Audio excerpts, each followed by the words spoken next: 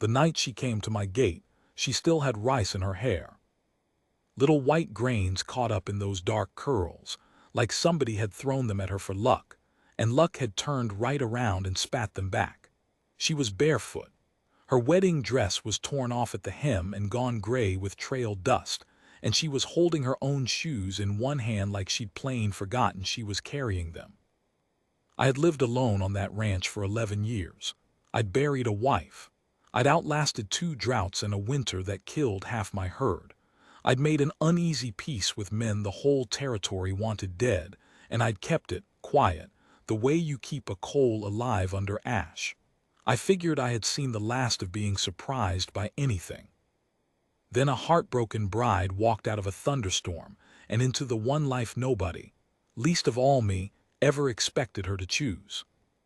This is the story of how a woman who lost everything she was promised found a home with the man she never once dreamed of, and how that man found out, too late to stop it, that his small and quiet little life still had room left in it after all. Stay with me, because the part everybody remembers about this story isn't the wedding she ran from. It's what she ran toward. It was the dog that heard her first. I keep a logbook, have done since Mara passed every night by the lamp before I let myself sleep, whether in the morning, whether at noon, head of cattle working horses, what the hens gave me, what broke and what I fixed, and down at the bottom in a little space I leave for it, one line for anything worth remembering.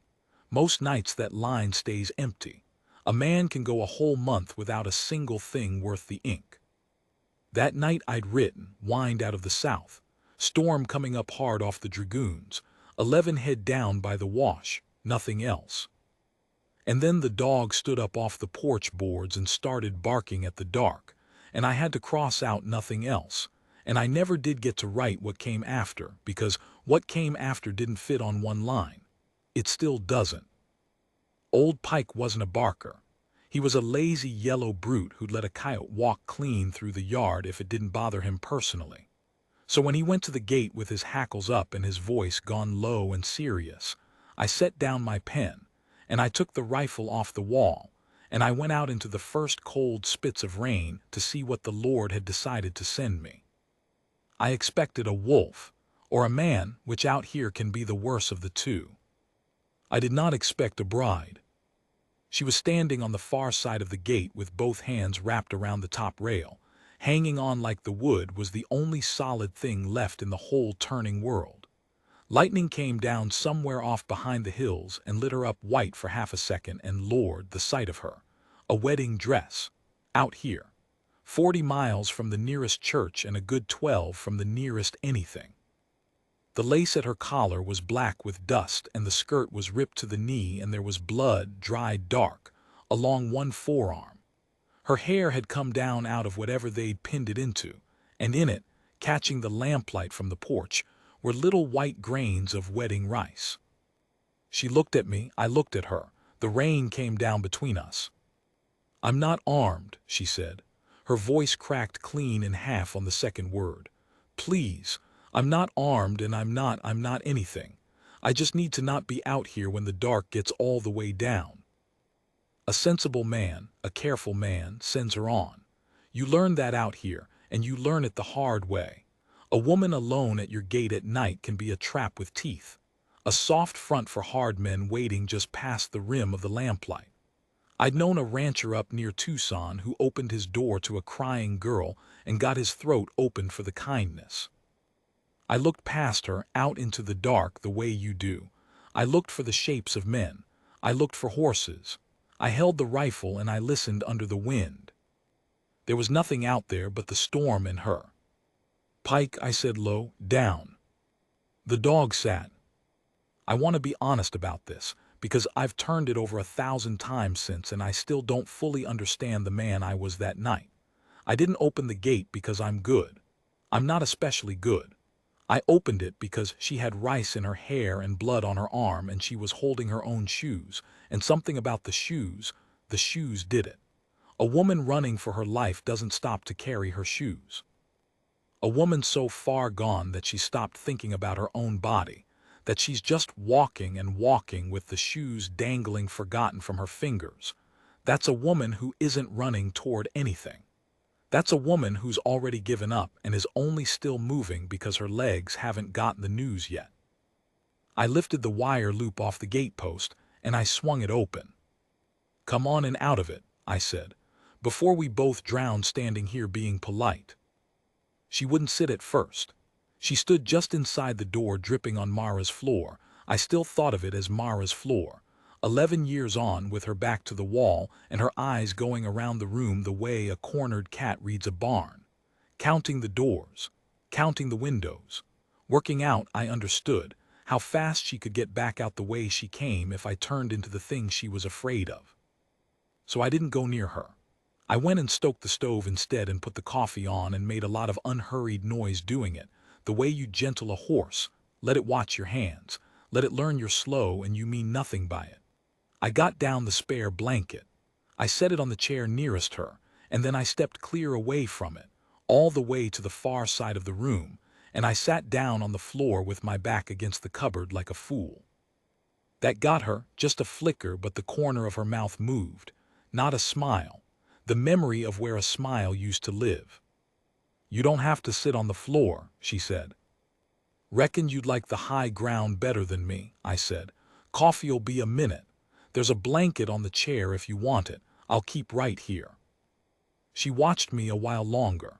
Then her knees seemed to just go out from under her all at once, and she folded down into the chair and pulled the blanket up around her ruined dress, and she started to shake. Not crying. Shaking, the deep, full-body kind that comes after when the body finally believes it's allowed to stop being brave. I let her shake. I drank my coffee and I poured hers and I set it on the table within her reach and went back to my spot, and I let her shake because I knew that shaking. I'd done it myself once on this same floor, the night they brought Mara back to me already cold. There's nothing to say to it. You just have to outlast it. The kindest thing you can do for a person in that particular dark is to be there, and to not need anything from them, and to wait. After a long while she said, into the coffee steam, "You haven't asked." "Didn't figure it was mine to ask." "Everyone asks." She turned the cup around in her hands. "The whole way out here I kept practicing what I'd say when somebody asked. I had a whole story, a good one. A breath that wanted to be a laugh and couldn't manage it. And you didn't ask, and now I can't remember any of it." "Then don't tell it," I said. "Tell me your name if you've a mind to. Stories can wait for daylight." "Eleanor," she said. "Eleanor Ashcroft." And then, quieter, like she was setting down something heavy, "I was supposed to be Eleanor Calloway by now." I knew the name Calloway. Everybody in the territory knew the name Calloway. And right about then was the first moment I understood that the storm at my gate had not, in fact, passed me by, that it had only just walked in the door and sat down in my wife's chair and wrapped itself in my wife's blanket, and that my quiet little life had ended without my noticing, somewhere out there between the gate and the lamp. I should tell you about Royce Calloway. You'll need to understand him to understand the rest. He owned the bar, see, which is to say he owned a piece of the territory roughly the size of a small country, and the water that ran through most of the rest of it. Cattle, land, men who carried guns and called it bookkeeping. He'd come out west with money already and turned it into the kind of money that buys judges and outlasts grudges, and he had a way, folks said, of getting what he decided he wanted. And he had apparently decided he wanted Eleanor Ashcroft, who was the daughter of a freight man he'd half ruined and then generously offered to save, on certain terms. I learned all that later. That night I just knew the name, and the way she set it down, and the fact that she'd rather be barefoot in a thunderstorm than be the wife it came with. "He's looking for you," I said. It wasn't a question. "He's been looking for me since 2 o'clock this afternoon," she said. "Since I went out the side door of the church before the music started and got on the gelding they'd tied up for the photographs and rode until the horse came up lame, and then I walked." She looked down at her own bare feet like she was surprised to find them attached to her. "I think I lost a shoe somewhere around the dry creek. I don't know why I kept the other one." "How far'd you walk?" I don't know, far. The sun was still up when the horse went lame. She pressed the back of her wrist against her mouth. He'll have men out, he'll have everyone out. By morning there won't be a soul between here and town who doesn't know there's money on finding me. She lifted her eyes to me then, and there was a terrible clear-headedness in them, a person doing arithmetic she didn't want the answer to. Which means I shouldn't be here. If they find me here, it's bad for you. I should go before light. I needed to be somewhere with walls for one night, just one. Then I'll go. Go where? She didn't have an answer for that. I watched her not have one. I watched her face do the thing where it goes looking for a plan and comes back empty-handed, and that, more than the dress or the blood or the rice, was the thing that decided me. A person can run a long way on fear, but fear only ever tells you what to run from. It never once tells you where to go. And she'd run clean out the end of her fear and found nothing on the other side of it but more dark.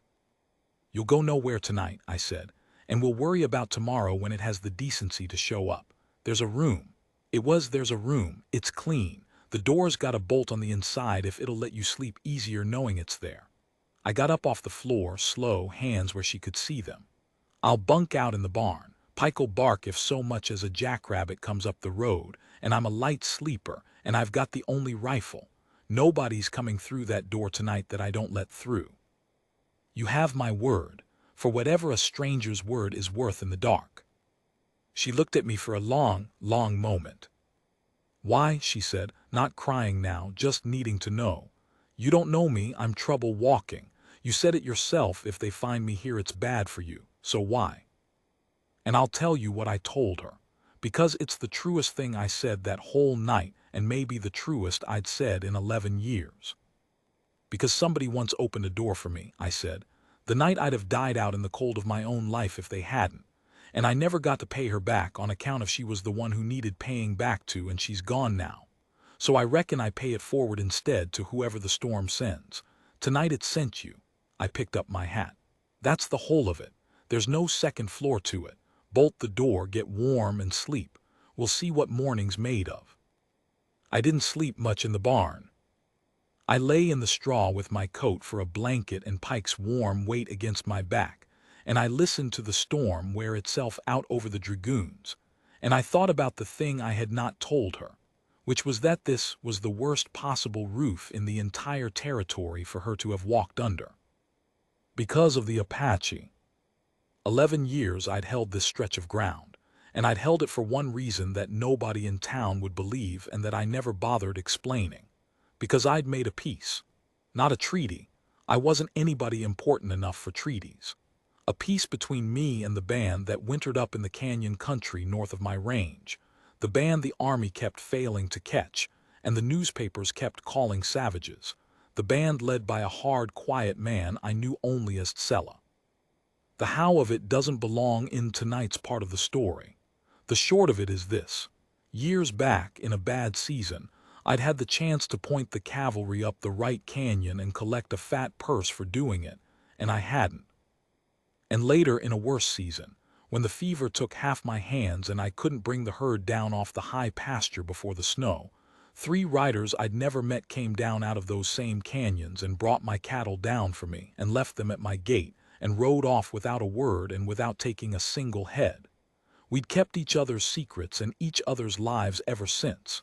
They left me be. I left them be. Twice a year I left flour and salt and good steel at the foot of the North Ridge, and it was always gone by morning and I never saw a soul.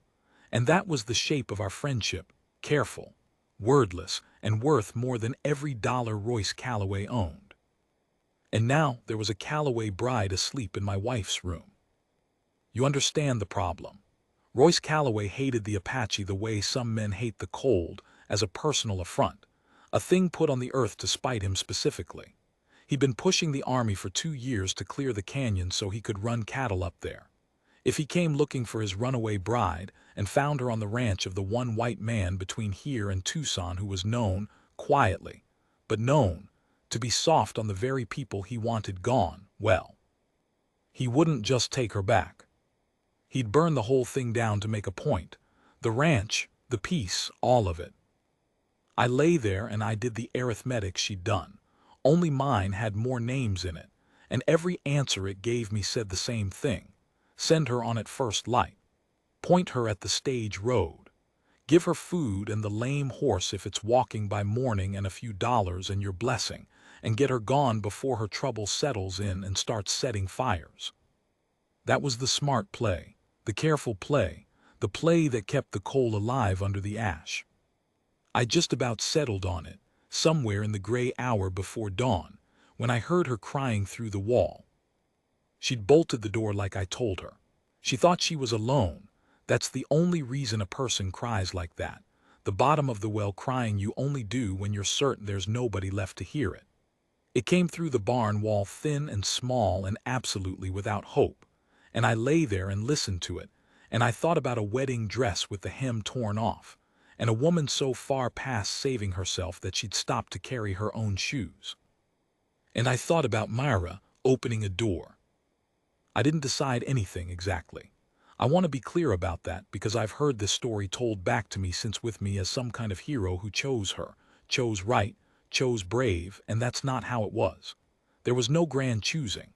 There was just a man in a barn at dawn, listening to a stranger cry, knowing the smart thing and feeling the smart thing slide right out of his hands like a wet rope. By the time the sun came up, I hadn't decided to keep her.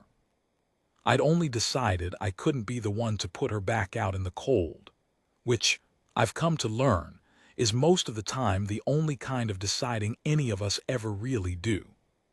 I got up. I fed the stock. I started in on breakfast, loud and unhurried, so she'd hear an ordinary morning happening and know she'd live to see one. She came out around the time the bacon did. She'd found, somewhere, the wits to wash her face and braid her hair back, and she'd given up entirely on the dress. She'd wrapped herself instead in one of Mara's old work shirts, and a pair of trousers cinched with twine that she must have dug out of the trunk in that room, and the sight of her in Mara's clothes did something to my chest that I wasn't ready for and didn't show. She stood in the doorway and looked at the plate I set down and looked at me. "You didn't put me out," she said. "Bacon's getting cold," I said. She sat. She ate like she hadn't eaten in a day, because she hadn't, and somewhere in the middle of it she stopped, fork halfway, and looked at the window over the basin, the one that gives onto the long road down toward town, and went very still. I followed her eyes. Dust on the road, far off yet, where the road comes over the rise by the cottonwoods, but moving. Riders, 3, 4 of them coming at a working pace, the unhurried pace of men who are searching and mean to search thoroughly. Eleanor set down her fork very carefully, like a sudden move might bring them faster. "That's them," she said. Her voice had gone flat and quiet, all the shake pressed out of it by something harder. "That's the start of it. There'll be more. He won't stop." She stood up out of the chair, and I saw her reach down inside herself for the running again, for the only plan she'd ever had. "I'll go out the back, the wash. If I keep to the wash, they won't see me from the road, and you can tell them." "Eleanor, you can tell them you never saw me. You don't have to lie much, just." "Eleanor," I stood too. I picked up her plate and I picked up mine and I carried them to the basin. And I set them down in the water like it was the most ordinary morning the world had ever made. "Go on in the back room. Bolt the door. Stay quiet and stay away from the window. Pike, Pike, hush, come here." She stared at me. "What are you going to do?" I dried my hands on the towel. Out on the road the dust came on, closer now, 4 riders sure as I was standing there, and the lead one had something pale tied to his saddle. A torn piece of white cloth, I'd find out, a scrap off a wedding dress somebody had picked up by the dry creek, being carried back as a question for every door between there and town. I took the rifle down off the wall.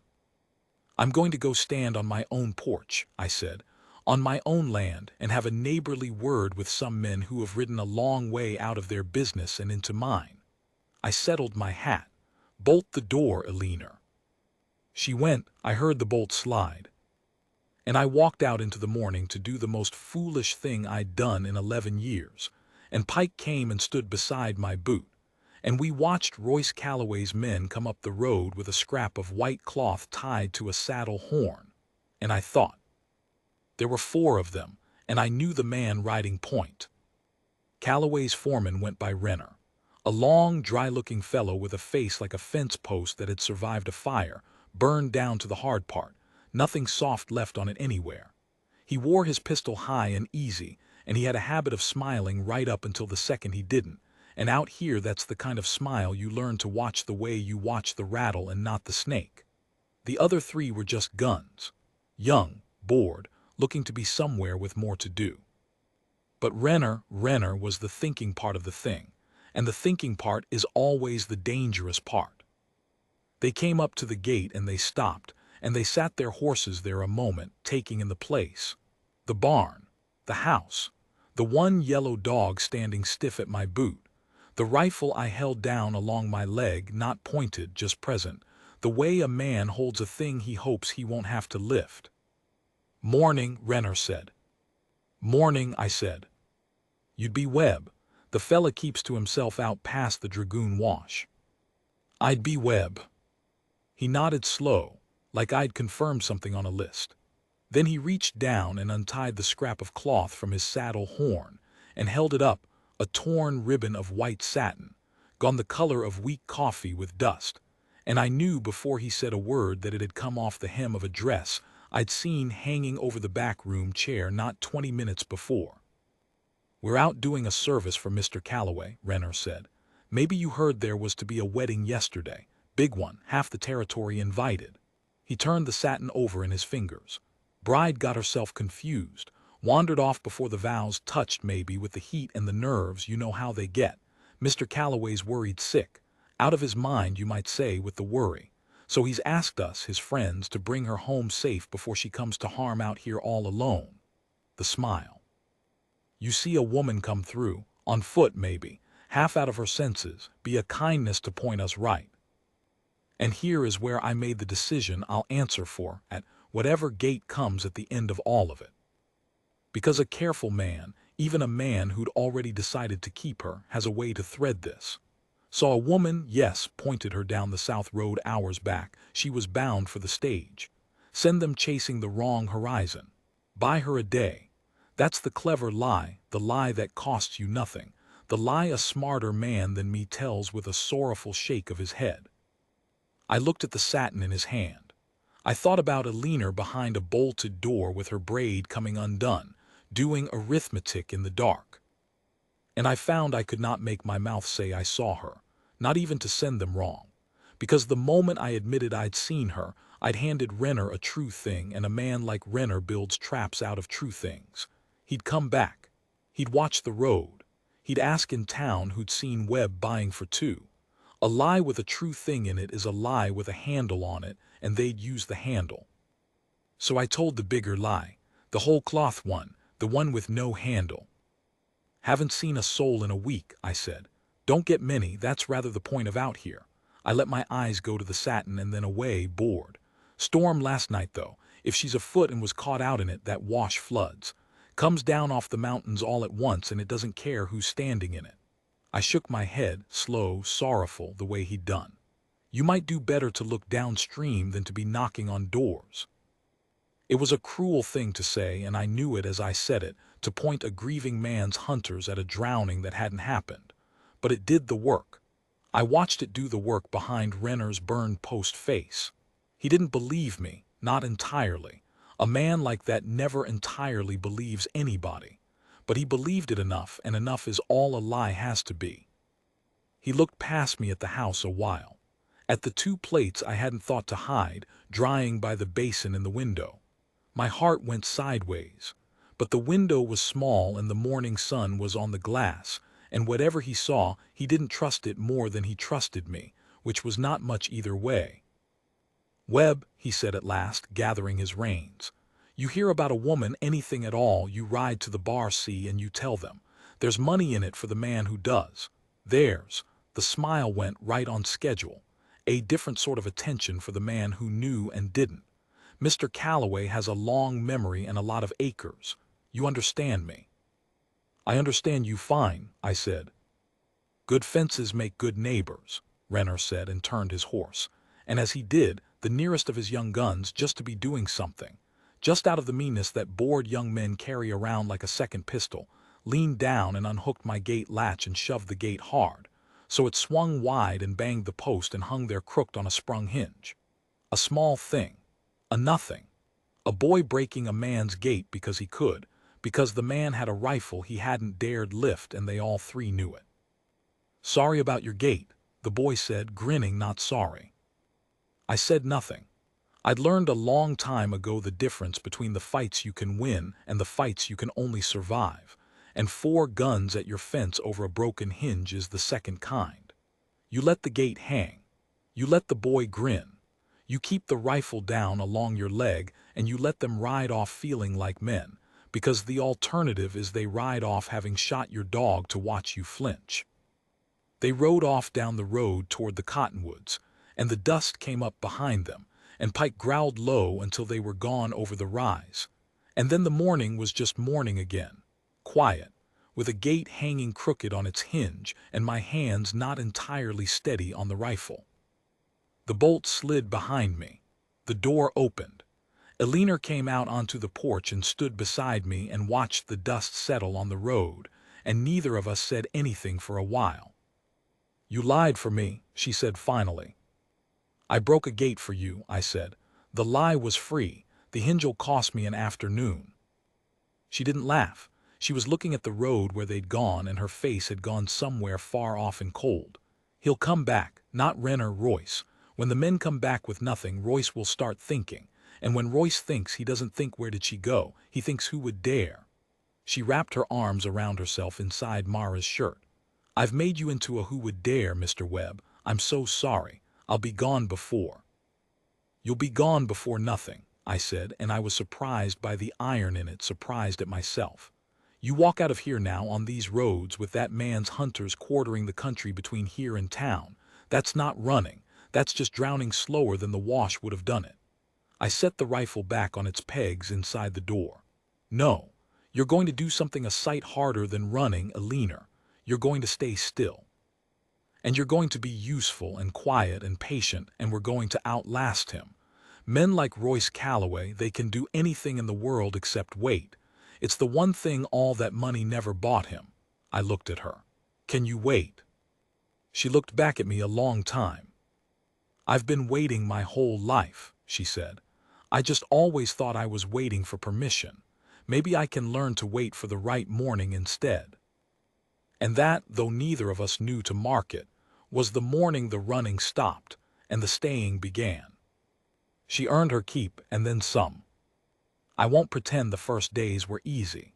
2 strangers under one roof, both of them carrying ghosts. Both of them flinching at the sound of horses on the road. There's friction in that, and there was friction in this. She didn't know cattle.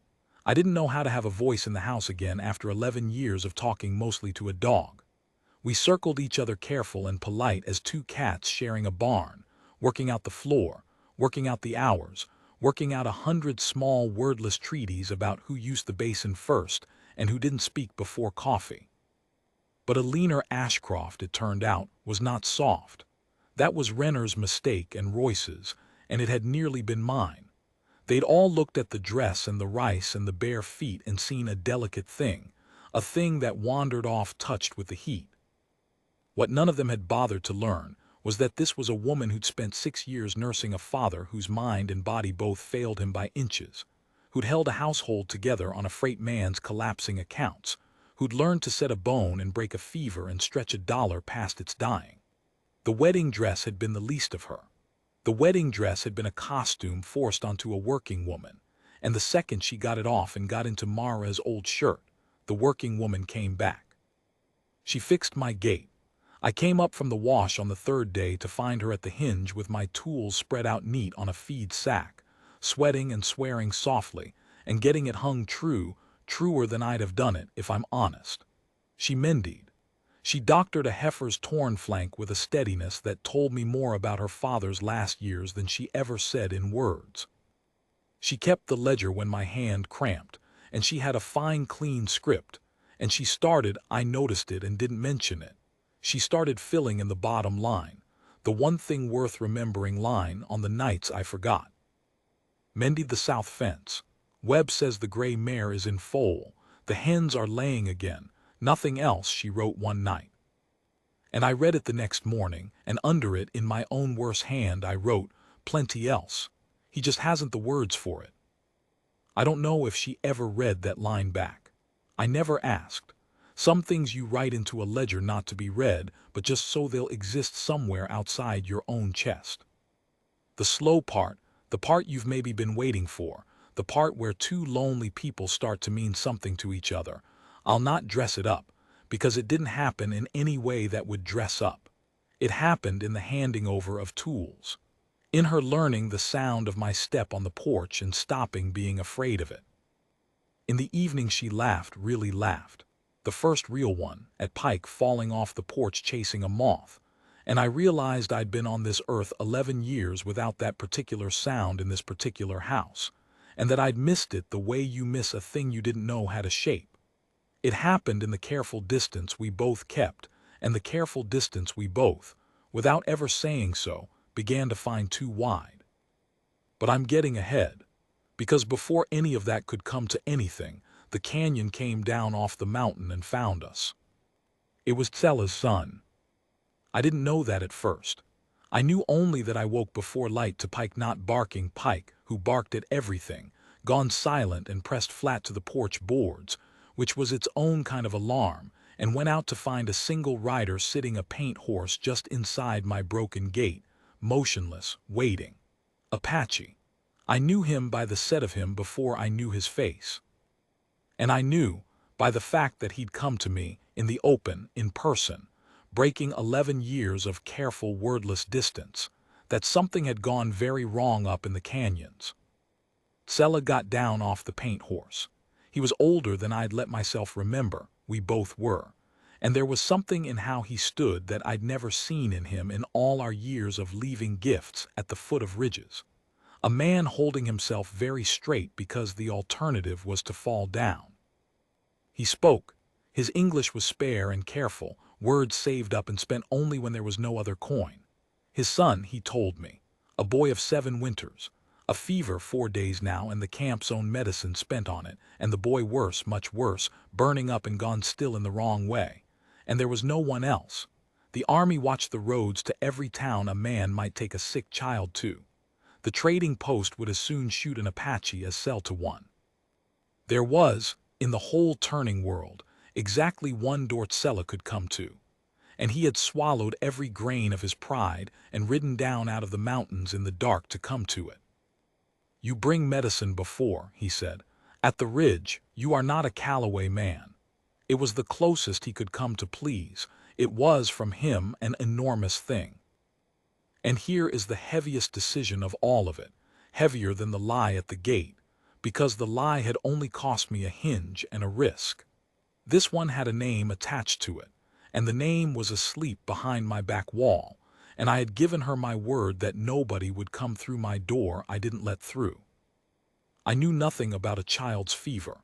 Mara had known doctoring. I'd known how to dig a grave. I had bandages and bad whiskey and a steady hand, and not one idea in my head about a 7-year-old burning up 4 days into something. But a leaner did. To bring a leaner into this, to ask the runaway bride of Royce Callaway, the most Apache-hatting man in the territory, to ride up into an Apache canyon to lay her hands on an Apache child, was to take every secret I'd kept and stack them all into one place where a single bad turn could bring the whole tower down. If she were seen, if word ever traveled, if Royce ever learned that his vanished bride had been spirited up into the very canyons he wanted burned. I turned to go wake her, to ask her, because it had to be hers to choose. I would not hand her body into danger the way they'd tried to hand it into a marriage. She was already standing in the doorway. She'd heard. She was dressed, Mara's trousers, her hair already braided back hard the way she did it for work, and she had the doctoring satchel I hadn't even known she'd put together out of my odds and ends already in her hand. She looked at Tsella. She looked at me, and I watched her do the arithmetic one more time, the cold, clear arithmetic she was so terribly good at, the kind that gives you answers you don't want. If anyone ever learns I went up there, she said quietly to me, it isn't me they hang, It's you, and it's them. A nod toward Sella, toward the dark mountains behind him. You understand that's the price of my saying yes, not my neck, yours. I understand it, I said. And you'll let me decide it anyway. It's your hands they need, I said. It was never mine to decide. Something moved across her face then, something I'd not seen on it before. Not the fear, not the cold arithmetic, but a kind of fierce wet light. The look of a person who has spent a whole life being decided for and has just, at last, been handed the deciding. She turned to Tsella. How far is the boy, she said, and how fast can that horse carry two?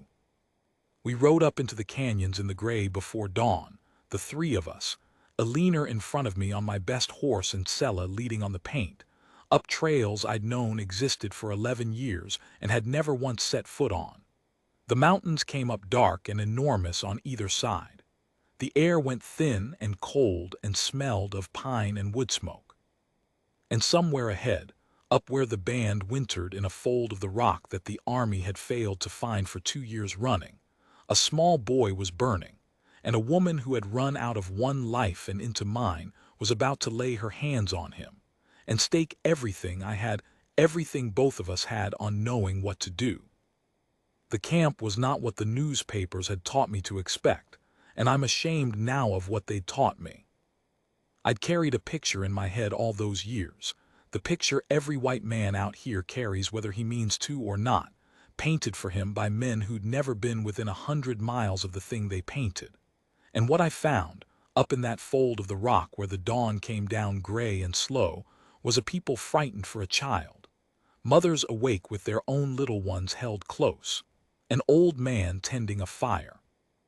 A camp gone quiet and watchful around a single hide lodge, the way any camp of any people on God's earth goes quiet around the place where a child is dying. There is no nation under heaven that doesn't hush for that. I had somehow needed to ride 40 years and 1,000 feet up a mountain to learn it. They did not want us there. I want to be honest about that too. The hard looks Alina and I drew, climbing down off the horses, they were earned, every one. We were the color of the men who'd burned their lodges and broken their treaties and chased them up into the rocks to starve. That an old man's desperation had brought 2 of us into the camp did not make us welcome. It made us tolerated barely, on a sufferance thin as a held breath. And Alina, who had every reason in the world to flinch from it, who had been raised on the same lies I had, walked through that wall of hard looks like it wasn't there, because there was a sick child on the other side of it, and she had decided, the way she decided things now, all at once and entirely. The boy's name was Clee. 7 winters, like his father said. He lay in the lodge burning so hot the air above his small chest seemed to shimmer, and he'd gone the still way, the wrong still way, the way that isn't sleep. His mother sat by him with her hands pressed to her mouth.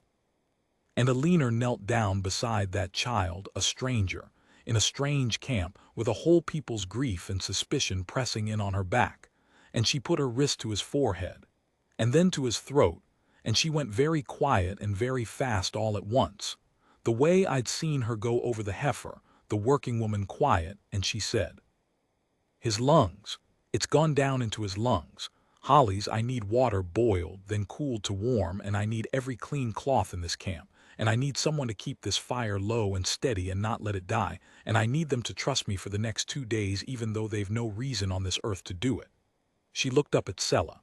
Tell them I will not leave him. Tell them if he dies I will still be here when he does, and I will not have run. That's all the trust I'm asking. Just that I won't run." Sella told them. I don't know all of what he said, but I know that I will not run is a promise that means the same in every tongue, and I know that a people who had been run from and run out and run down their whole long bitter history understood, better than any people alive, exactly what it was worth. And then there was nothing to do but the thing itself, which was long and ugly, and not at all like the stories. 2 days. I will not pretend I was much use in it.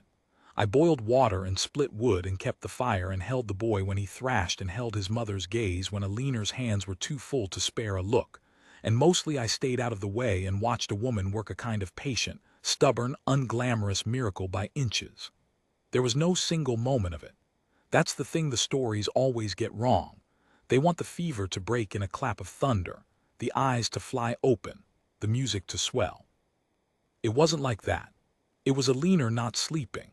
It was a leaner steaming the breath back into a small chest one labored hour at a time, cooling the burning skin and warming the chilled, getting drops of broth past lips that didn't want them again, and again, and again, through a day and a night and a day, while the camp watched and the mother prayed and the fire burned low and steady the way she'd asked. And on the second night, not in thunder but in the smallest way imaginable, the boy's breath changed, eased, found a rhythm that wasn't fighting for every pull. His skin went damp instead of dry. And along about the gray hour, the wrong stillness in him turned, somewhere, into the right kind, the sleep kind, and his mother felt it before any of us said a word, and made a sound I will hear until I die, a sound with no language in it at all, just a mother's whole soul coming back up out of a grave it had climbed halfway down into. Alina sat back on her heels. She'd been kneeling so long she could barely move. Her face was gray with 2 days of no sleep, and her hands were shaking the deep way again, the after way, and she looked at the boy breathing easy, and then she looked at me across that low fire, and she didn't smile and she didn't cry. She just looked at me, emptied right out, with everything she'd spent written plain on her, and I looked back at her, and I understood. I'd understood it for a while, if I'm honest, and only let myself know it then, that I was looking at the person I would spend whatever was left of my life trying to be worth. I didn't say it. There wasn't a way to say it that wouldn't have been too small. I just got up and brought her water and sat down close beside her, closer than the careful distance we'd kept for weeks, close enough that our shoulders touched, and she leaned into me.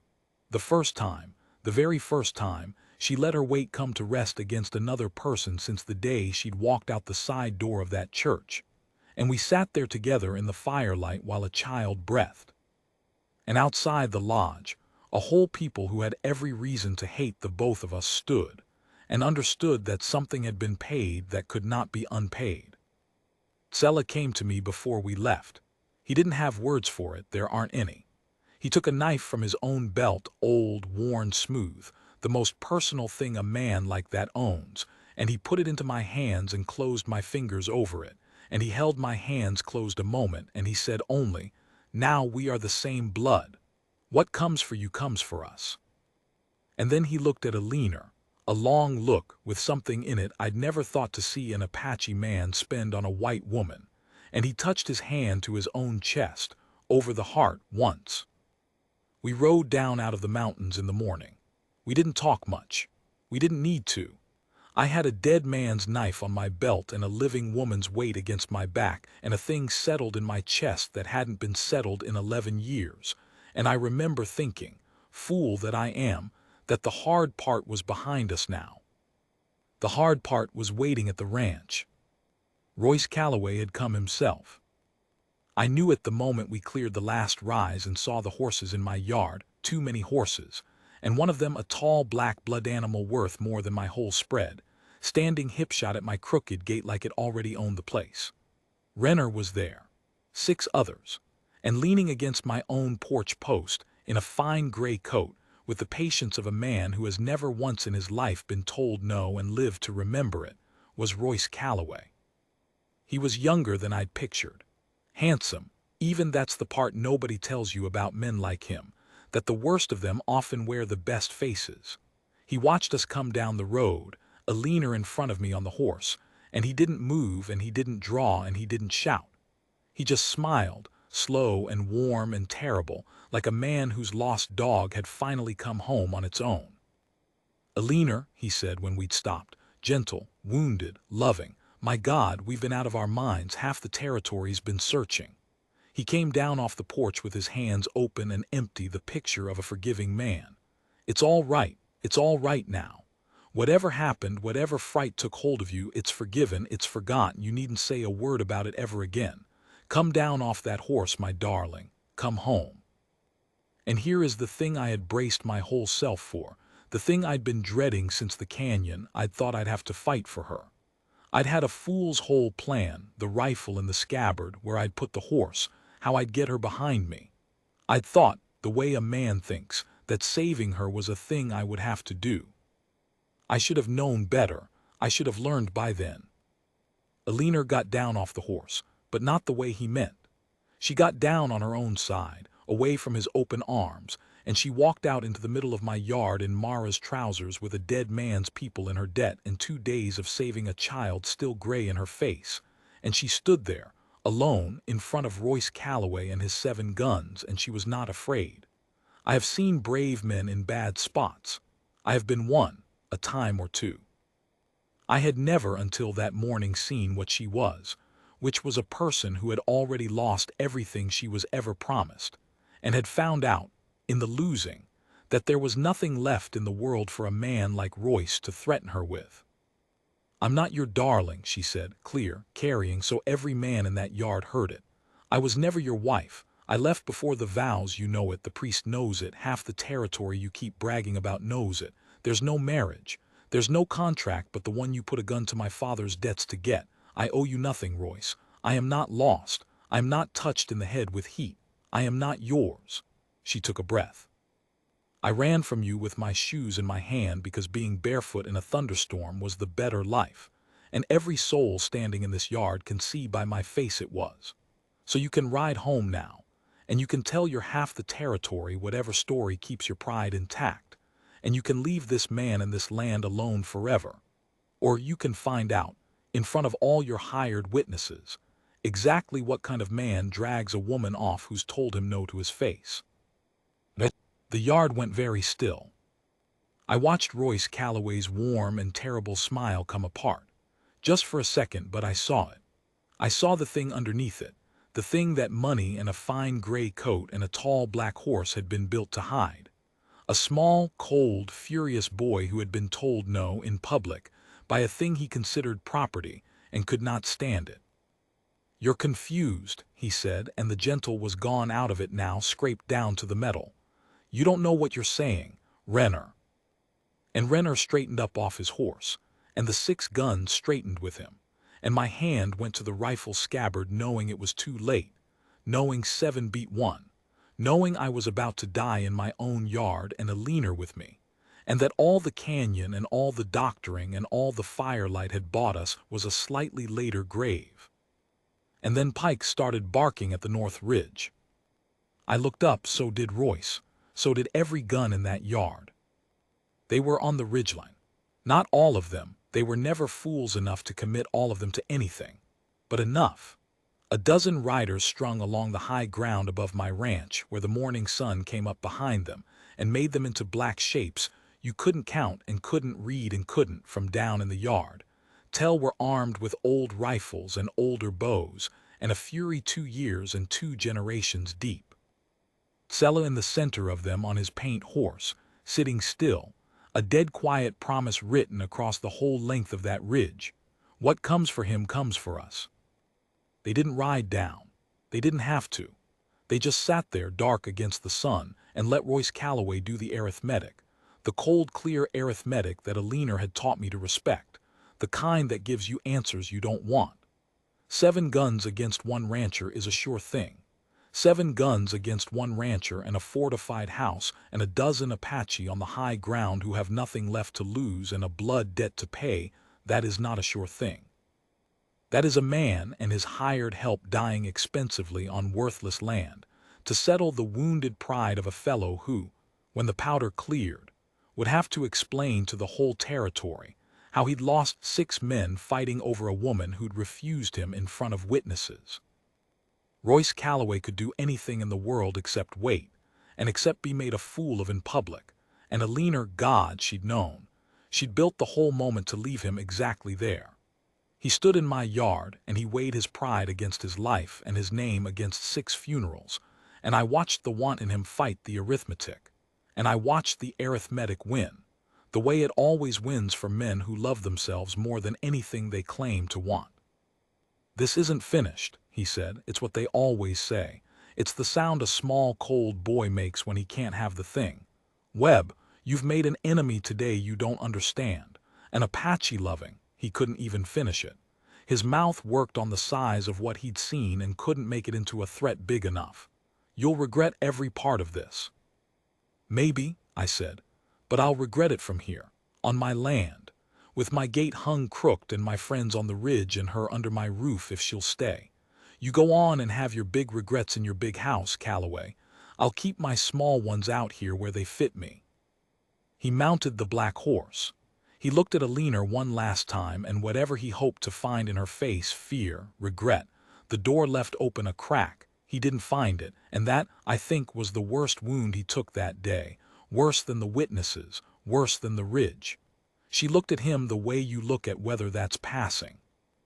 Then he wheeled the horse and rode out my broken gate, and Renner and the 6 guns rode after, and the dust came up behind them down the road toward the cottonwoods, and we stood and watched it settle the way we had once before, except this time she didn't say he'll come back, and this time I didn't reach for the rifle.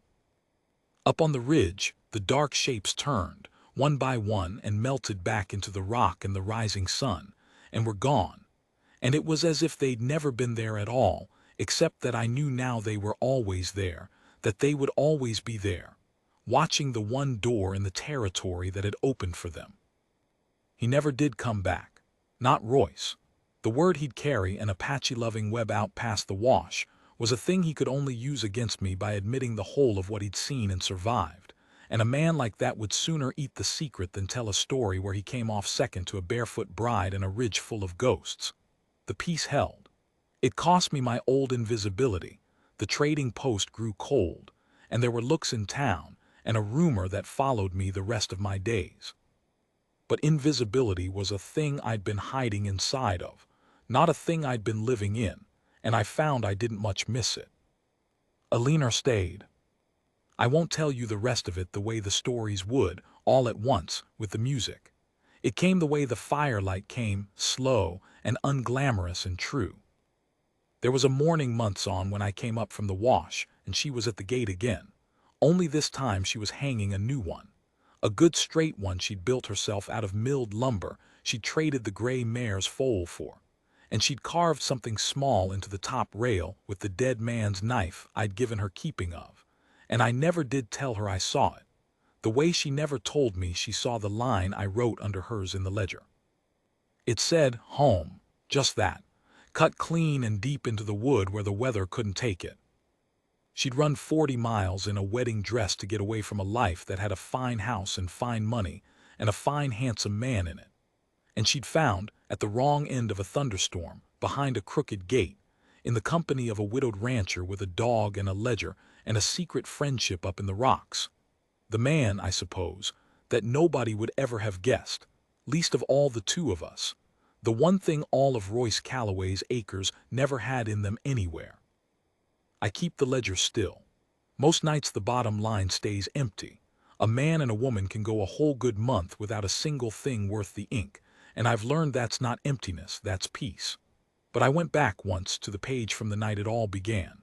The night I'd written 11 head down by the wash, nothing else, and then crossed out the nothing else when the dog stood up, and below it in the little space I leave, I finally wrote the line I never got to write that night.